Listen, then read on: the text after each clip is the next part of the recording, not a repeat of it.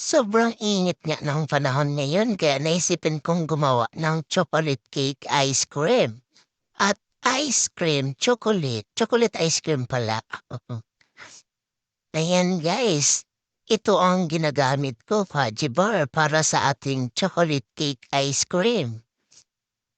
Ayan, kaya samahan niyo ko guys para makatikim din kayo. Charot. Ayan, mag-comment na lang kayo guys kung taga saan kayo para alam ko kung saan umabot ang video na ito. Ayan, naghanda ako ng mixer para sa ating mixer. Simbal mamaya. Ayan, gumamit din ako dito ng isang condense. Hindi na pala to buo kasi tira lang to nung nakaraan. Ayan, syempre ilagay muna natin siya sa chiller ng 4 to 5 hours. Ayan guys, so pag lumamig na yung all-purpose cream nyo at condense, ayan, i-mixer nyo na guys. Yan, paikot-ikutin lang yan tulad ng pagpapaikot ko sa inyo, charot. Ayan.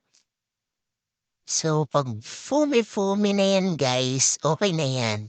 Ilipat nyo na siya sa laing nyong mga lagayan. Ayan, siyempre dalawa yung gagamitin ko kaya nag-add pa ako ng isa pang all-purpose cream. Yan, kaya samahan niyo po guys at para patikimin ko kayo. Charot. So, ayan na guys, papatuloy lang natin ang pagpapaikot sa inyo, char. Joke lang po. Ayan, nag-add na ako ng condense. Siyempre, unti lang yung nilagay ko guys kasi hindi ako mahilig sa masyadong matamis.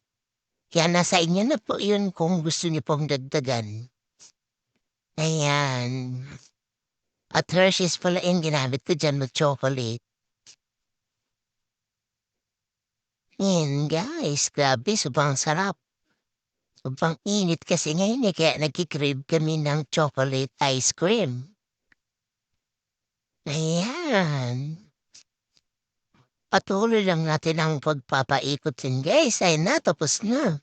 Kaya nilagay ko na siya sa tub. Ayan. Ayan na din yung chocolate ice cream guys.